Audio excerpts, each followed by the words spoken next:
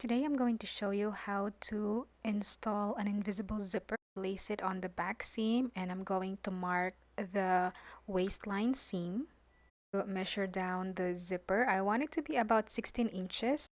After that, I am going to fold in the top edge of the zipper and I'm going to place it on the correct side of the fabric, and notice that the zipper teeth is facing toward the side seams. Also, the correct side of the zipper is facing the right side of the fabric. I repeated the same steps to the other side. Be sure that the seams are open when you place it right here, so there will be less bulk along the seams. I will be using an invisible zipper foot.